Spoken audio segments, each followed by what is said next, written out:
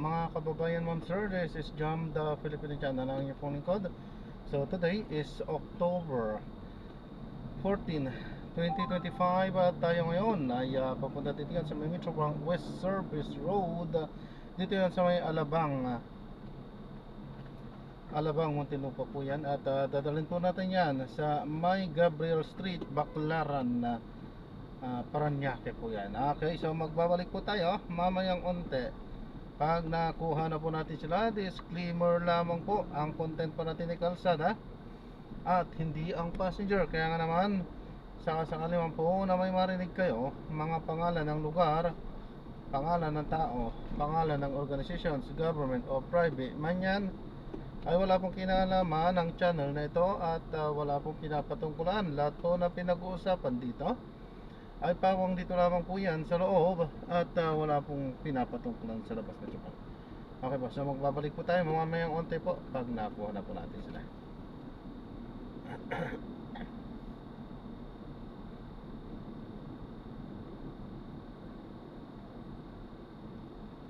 In 60 meters, turn right, then you will arrive at your destination.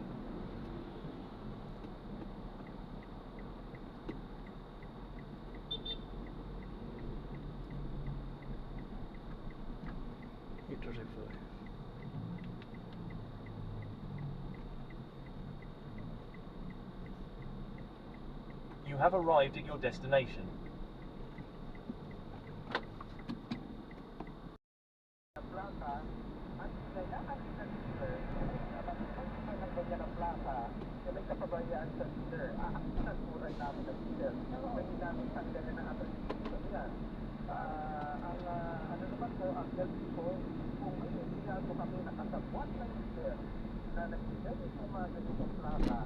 Dapat po ito ay makatuhan at matanggal sa trabaho. Ayun na nga. Actually, ito po yung mga leaders na binabanggit natin sa mga nahulog. Nakausap nila po ba? Isang nila po ba ito kaya para pagpaliwan natin?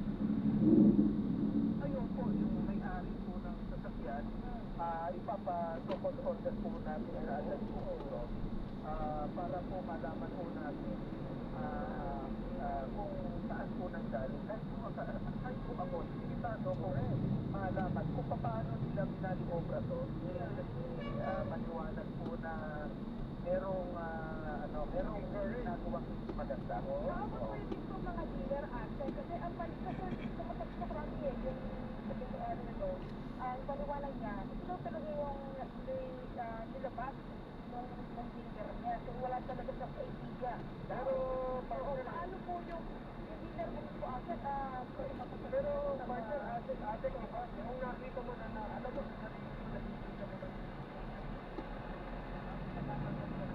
alam mo naman na pang yun eh. Oo, kahit sana sabihin mo ka, teka lang, bakit po yun ito? Baka magka-problema tayo dito. Eh bakit saka ginamit ko? So paano po sa dealer nun? Ano po yung pananagutan? Dito po sa simpleng pananaw po dyan, ang mga dealer po natin, alam po ba?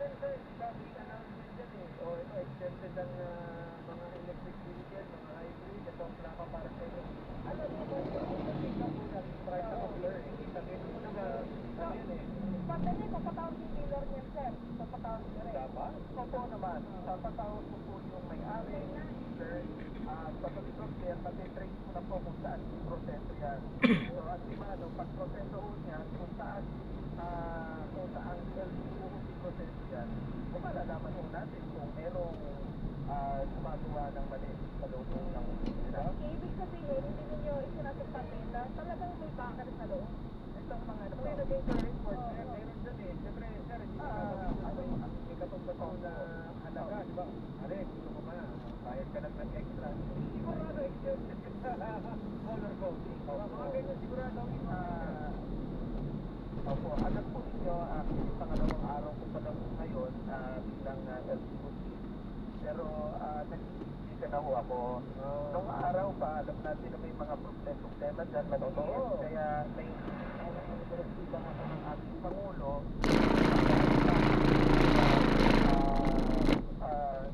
ang buhay ng bawat Pilipino at yung mga ganitong mga corruption na ginagawa nila sa loob at yung pampahirap sa mga bawat Pilipino. Kasi po ito corruption po ito kasi naglalabas sila ng mga ganyan. So chain reaction po yan. Yan po yung titingnan natin mabuti. Paano natin sa madaling salita, paano natin wawasin. Diba? Oo. Sabi sinabi yung HPG na meron silang na-monitor na nagbebenta ng mga green plates. Hanggang 30 sa 15 to 30,000 pesos. Sabi ko sa'yo, partner, Oo, namanapag nila po ito po? Opo, nabanggit nga po ng director po ng Highway Patrol, si Colonel Barantan, regarding nga po niyan. So, ako, ni-encourage ko talaga ang ating mga law enforcement na kailangan mag-track na hulihin na wala na hindi tayo dapat mag-aksaya ng panahon sa ganyan. Nag-uusap naman kami ni Director, so sabi ko nga sa kanya, yung mga dapat ganyan, talagang tuluyan na natin, pare-pareho. Kasi yun lang yung pinaka mabisang paraan para magdisiplina yung mga taong gumagawa ho ng mali. Oo. Kamusta na po pala ang printing ngayon ng mga plaka at ng mga lisensya? Okay, yung kagaya po ng nabanggit ko ng press con ko kahapon, temporary po muna kung sinusundin yung November 1 na pag-implement yung nang walang plaka uhulihin natin tapos mag-impose tayo ng 5,000. Para sa akin, kailangan natin makita kung nasaan ang problema. Hindi natin pwedeng i-penalize yung pobreng tao dahil wala siyang plaka at gusto naman niya magka-plaka pero hindi siya nagkakaroon ng plaka. Kasi ang mga factors mo dyan, baka may problema ang dealer, kagaya nito, na hindi nakakarating sa mga kababayan natin o yung mismong LTO office. So, kailangan po namin isipin muna, wag pong karaka-raka na hindi pinag-aaralan mabuti. Kaya ako, ngayong kaninang waga ho, agarang nag-order ho ako na i-audit lahat ng plaka at lisensya. So, yung mga plaka natin i-audit, totoong sitwasyon. Kasi, sabi sa initial na informasyon na aking nakakalap, nagkakaroon ng problema sa courier. So, kailangan pong kagaya nito, na-investigahan talaga, makita natin mabuti para ma-roll out natin ng maayos sa ating mga kababayan. Pero bakit ito nagkakaproblema sa courier? Hindi nabayaran? Hindi po, kasi kagaya doon initial investigation, merong mga ibang kababayan natin na napadalas na pero 2-3 buwan na wala pa sa kanila. Pero tapos meron naman na iba na nagkakaiba-iba ng address, yung kay Juan de la Cruz napunta kay ibang tao, tapos yung kay ibang tao napunta kay Juan de la Cruz. So yung mga ganung bagay, kaya kailangan po natin silipin mabuti, hindi yung mag-i-impose po tayo kaagad ang agarang hulihan, kawawa naman yung mga kababayan natin. Oo, na hindi naman nila kasalanan. Oo. Asik, merong tanong ito sa aming live stream galing kay Louis Basco. Paano raw po kung nagkamali ang pagkakabigay ng green plate kung hindi naman hybrid yung mga kotse nila? Ano daw po yung dapat gawin ng yung nakatanggap ng green plate, sir? Para sa akin po, ang initial na ano ko po dyan, wala pong nagkakamali ng pagbigay ng green plate kasi may system. Yan po ay, kung yan ay binigay, merong sadyang gumawa nun. Meron pong ginadya po yun, hindi po yun nagkamali. Kaya dapat po may managot. Kasi hindi niya pwedeng sabihin, ay nagkamali lang kami, meron po sa system kung regular plate. Hindi naman po nila basta pwedeng i-release yan. So, responsibility niya yan. Kung pag lumabas sa investigasyon na siya ay nakinabang dyan sa maling paggawi na yan, para sa akin, dapat matanggal siya sa trabaho at makasuhan siya ng kriminal. So, Kung may mga mapapasalain po, sir, doon po sa nabanggit niyo yung mga kaso-kaso, ano ho yung mga isip ko pwedeng kaharapin ng mga mapapasalayang may pagkakasala at sampo dito sa illegal na gawain na ito, sir? may malalim po yung kaso na po pwede niyang kaharapin regarding dyan. Pero yung detalye po ng proper na kaso, hindi ko lang po mabanggit ngayon at ikukonsulta ko ang aming legal.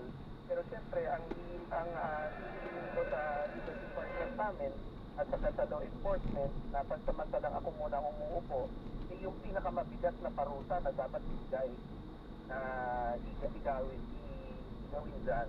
Alright, so that maraming salamat po sa inyo oras, Asek Marcos Laganao. Maraming salamat po. Salamat, Asek. Sige po. TTVMM, número 1 sa aksyon.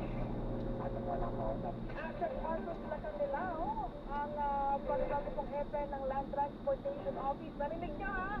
Bawal gumamit ng green plate kung hindi ka naman hybrid sa kotse mo. Huwag magpanggap. Huwag magpanggap. Panggap kayo ng panggap eh. Easy. Hindi, partner kasi, malino, ako natagal na natin sa, kumbaga di ba? In-entice yan, partner, ikaw,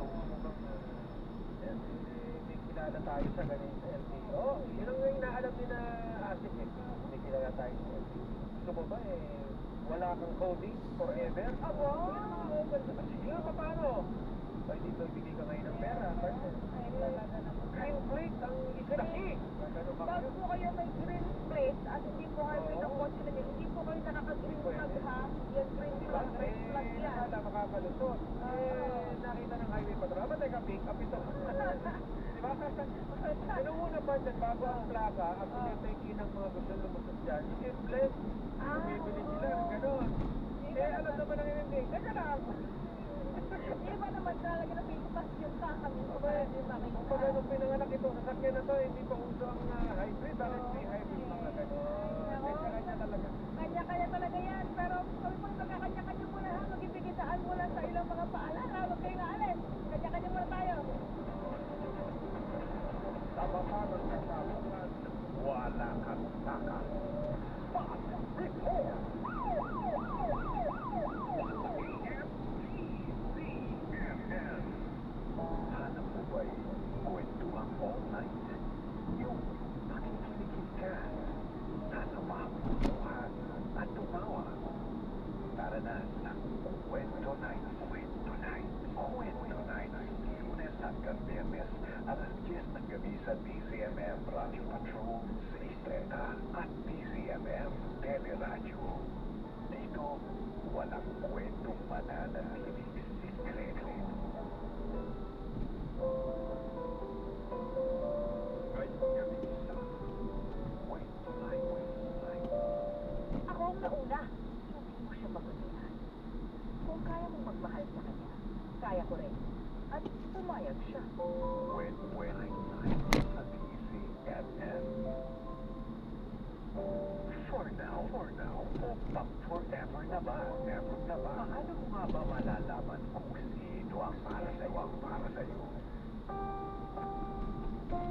Tutulungan ka ni Coach V, Vanessa Antonio sa Love Connect. Lunes hanggang Biyernes, alas 10:30 ng gabi sa DZMM Radio Patrol sa Istreta at DZMM Teleradyo. Love Connect. May tutupon, may maglilingkod, may kakampi ka sa bawat laban ng buhay. Ang inyong DZMM Public Service Team, ang inyong naghahatid ng serbisyong sigurado araw-araw. Tita Winnie Cordero at Doc Dennis, Attorney Noel Beltrano at Liza Aquino at John Abby Perez. Lunes hanggang Biyernes, mula alauna hanggang alas 4 ng hapon sa DZMM Radio Patrol sa Istreta at DZMM Teleradyo. Balitang kumpirmado. Tama, Radio Patrol. Serbisyong sigurado. Tama, DZMM. Basta AM, DZMM.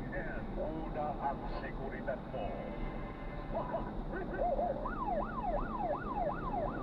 Nakabalik lang spot report sa oras na 8:51. Nakaposto pa sa kabilang linya si Rear Admiral Roy Natividad ang tagapagsalita para kumausap sa West Philippine Sea ng Armed Forces of the Philippines. Good evening, sir. Marlene Concept of spot report. Ang gabi po, General. Yes, morning po. Magandang gabi at sa mga nakasubaybay ng staff report. Magandang gabi ka. Ay, naku, Admiral. Ito na nga, kanina pag-usapan natin yung natuklasang underwater structure to sa Scarborough Shoal. At ang sabi pa nitong si partner ko, sa galing sa PCV, nag-radio challenge pa daw dahil part ng nature review. So, area, ano ho ang masabi nito, sir? Alam mo, yung sinasabi nila sa lahat, ano? Yung sinasabi yung nature reserve, yan ay walang pagmahal sa ganda usapan. Di ba international law, you have to look for that. Put this to them a false guarantee na dapat pinupunto natin, ina-challenge natin. Because what we would like to do, what the Chinese Communist Party would like to do, ay papaguhin nila yung international order. Pag hindi natin pinunta yun, dahan-dahan, maging kasalayan nila yun. And then may acceptable sa kanila. So every false guarantee na pinagsasabi nila, ay pinupunto natin. Ito ay tatapos sa nature reserve. Yun nga. At pero itong pinapusok natin mga structure na nakita po underwater doon sa Scarborough Shoal ay sabi, ito na first time na ma-monitor. Gano'n ba kalalim at kakatingin lang po nakita itong mga structure nito? Alam mo, itong sinunod history, Marlene, ano? Dati-rati ang Scarborough Shoal, o dahon ni Masinton, ay impact range or target range ng US military. So, ang Clark Air Base at Subic Naval Base ay nandiyan pa. So, ginagamit nila ito bilang firing range. Kung gulo ka ng bomba, yung putukan ng mga ibang gamitan na balispa, ang kalay nila. So, way back 2013, report na nito ba na may mga nagsabak ng mga physical lang. Malalaking survey na concrete. So, pina-check natin yan, totoo nga naman meron. Pero ito ay noon pa, matagal na ito. Madating sa 70s ng 80s. So, it's also possible na nakita ang underwater structure. Bagamat hindi pa natin matiyak, pero inaalam natin. Because for all we know, baka ito ay yung ilagay na US o baka mga fisher folk natin. And then luma na siya ngayon na pinapansin. At inaalam natin lahat sa posibilidad. Oo. Admiral, bakit ho ngayon lang nakita itong, kasi kung pinamanin ko ninyo na posibleng remnants ito, at paano ko makakaliwanag nyo ngayon lang na-monitor yung perception ng underwater structure, sir? Gaano ba kalalim yung pinararoonan nitong structure ito? Ay, imbestigahan nyo na ba, Jen? Yes. Marami factors ang involved dyan, ano? Number one is yung visibility ng tubig. So, there are times na maliwanag naman yung tubig, there are times na murky. So, depende sa water condition. Depende rin sa cloud condition. Mababa ang ceiling ng cloud at nag-square control tayo. Kailangan bumaba ng tono, minsan hindi nakikita. Depende sa cloud ceiling. Meron pang reflection ng anong oras na umikot at nagpatolya, depende sa reflection ng araw. So marami factors, depende sa high tide o low tide. Yung high tide, hindi makikita na ano. Depende rin sa presence of marine growth, kung maraming mga shivers in the locality. So marami factors involved dyan.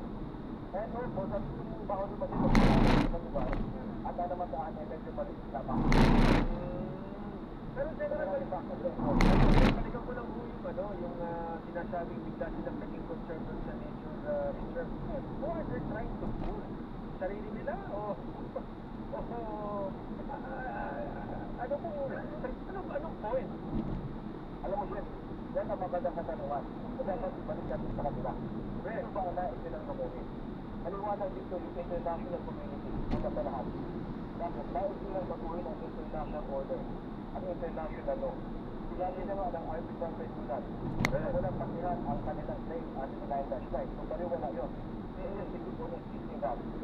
Pangalawa, we have to now the post-term law in 2021. Gentleman Island. And sabi nila, may mga fishing visual officials sa bawat mga sa ibang bansa. Who are we trying to pull? No, the nature is also not clear. Good question here. Who are we trying to pull? Because there, tayo, nasa community. Oo. Diba? And I think, sir, dito sa ating bansa, and even the international community, mas nagiging matalino na. Siyempre nga, sir, ang bilis. Kumbaga, sir, in layman's term, meron tayo kagad smart correction. Like, for example, what we're discussing now, di ba, sinasabi natin kaagad na, teka muna, wala naman kayong reserve dyan eh. Tapos, kung babalikan natin a few years back, paano kayong concerned sa mga bahura dyan eh? Binalahura nyo nga yung bahura namin yung nakaraang mga taon, di ba, General? Totoo yan. Alam mo, meron pa sila pinoprogram sa ating mga issue folks. Muslim at iba, pinaparingan nila. Ikaw na pinigyan kapag meron yung lifeline exercise. Kung tutusin mo, kung meron kang nature research, dapat ka mag-lifeline exercise. Kung ano, hindi nasira. Kung wala, ito Victoria ka ng mga statement. Correct. Before ka to question yan. Who are they trying to put? Sila kanilang kamang-mangan. Correct. Kaya wala sila alam. Fooling everybody. Fooling themselves. Correct, sir? Definitely not us. They're not fooling us. That's why, it's very important. Yung iba't ibang ahensya ng gobyerno, the moment may announce that a change in communist party, pinufolder natin siya agad. Kung ang apektado ay Coast Guard natin, yung Coast Guard spokesperson, he will come out with a statement. Kung ang PIFAR, ganun din. Sa diplomatic side, yung ating PSA. Kung sa military side, tayo naman sa iyo. Ayun. At saka last one naman, partner. Sabi po ng PCD, may nakitang dilaw na floating boya doon sa area sa gitna ng BDM o Bansbansi o Seleksyon. Tatanggalin mo ito ng Philippine Coast Guard at ng Philippine Navy. Paano po mag-action dito, sir? Yes, last October na napalitan tayo ng isang aeroplano na Philippine Navy. At pinamataan tayong area at mga barrier na may kukuhanan ng taon ni Magdito. Kung panuhin daw isang araw o kahapon yung aircraft na Navy dahil Northern Command Command, nakita pa rin doon. We are in close coordination with the Coast and the Rift Valley. Lahat na nakikita natin, we share with them. Lahat na nakikita, we share with us. And we coordinate our actions kung anong gagawin dyan. Alright, sige. General, alam mo, dahil maraming gusto may tanong sa inyo, pero bawi naman kayo sa sir, ha? Maraming salamat. Masudo tayo. Masudo tayo kay Admiral Trinidad. Sa lahat tayo para magkanyang CFMRD. Yes, sir. Salamat, sir. Salamat po. Maraming salamat. Thank you, sir. More power and God bless. DTTCMS, número 1 sa aksyon. Nga, ating po nakausap ang AFP spokesperson for the West Philippine Sea, Rear Admiral Martin. Basta partner yung tanong ko nga kay General Trinidad eh. Who are you trying to post? Definitely not us. Correct. Definitely, di ba? Siguro partner, hindi naman siyempre benefit of the doubt or something, di ba? Noon siguro nung wala pa tayo masyadong information about it, even yung ating mga kababayan. Aminin nyo, di ba? Ngayon na sunod-sunod ang information drive natin about that. Aminin nyo, di ba? Talagang kayo ay napapasambit na kapag nakikita yung binubugahan ng water cannon. May mga sinasabi nila, yung mga narrative nila, partner. Makikita mo naman sa kung paano, kung paano kumampi sa Pilipinas yung ating mga allied nation. Kita-kita, sino talaga yung may mali? Sino yung pasaway? At sino yung mga talagang may pagkakasala at nang-aangkat lang dyan sa West Philippine Sea? Nambubuli. Correct, mga bully. Wala pong lugar ang bully. Saan? Sa dagat? Nakalimutan naman na isang oras ng ating talakayan dito sa Spot Report. Ako pa rin po si Marlene Padierno. Ako pa rin po siya, kamarat. Bukas po ulit ha. Sa Spot Report. Una ang kaligtasan mo! Una na ang programa ng Alam na Biz. Kasama sila Papa. Ako, solo pa rin. Solo pa rin si Papa. Magandang gabi kasi dito mag-ingat ka.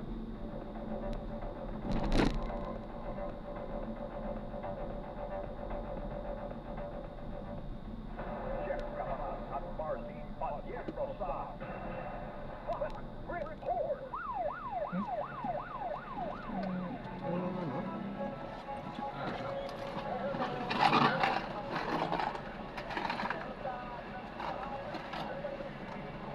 Maubusan ako.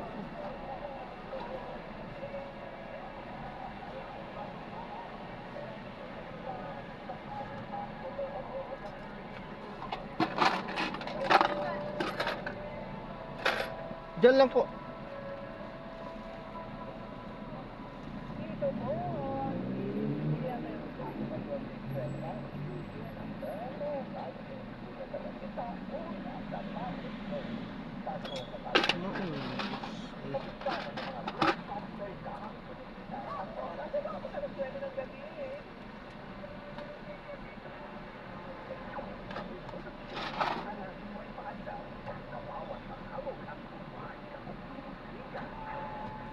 pangit ng sistema nila. No? Ba't nila sasabihin at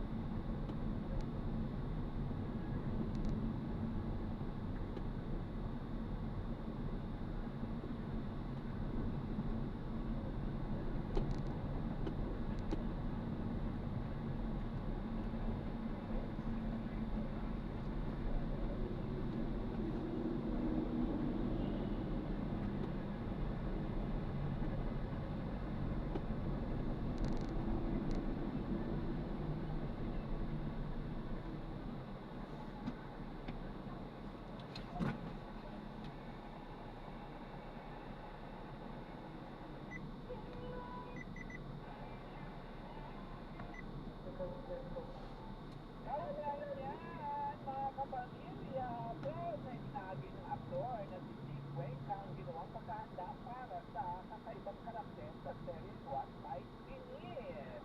Sa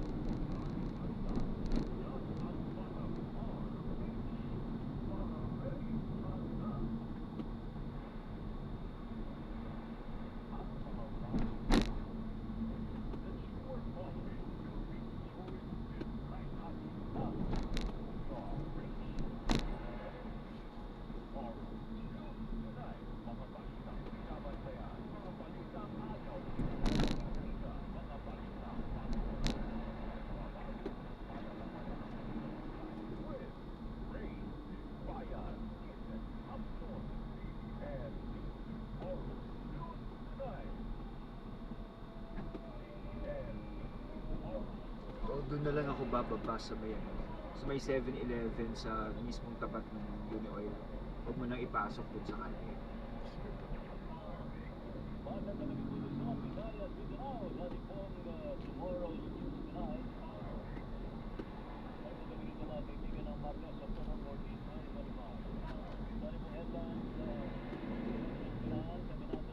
Diyan na lang sa gasoline.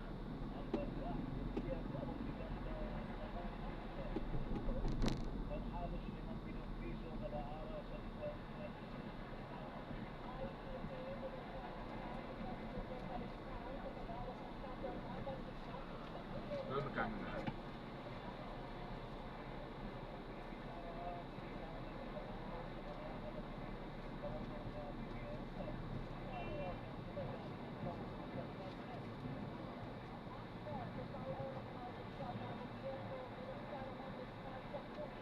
$684 po. Sorry, 684. Oho. Kasama na yung toll. Yung toll po, opo. Well, 1993. pa-check na kung sa'yo din minsan na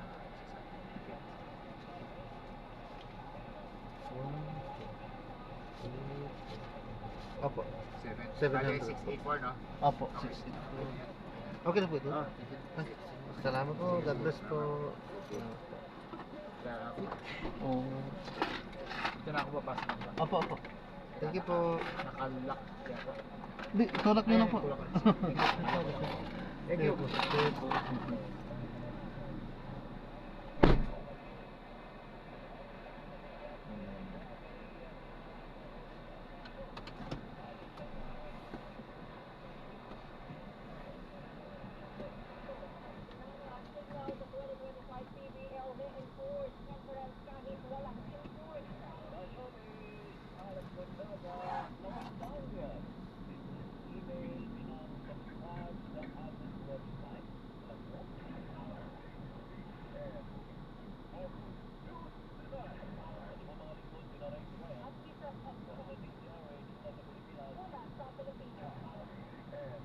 Ay, sunod draft na natin sila. So, maraming salamat po sa panonood. Hanggang sa muli.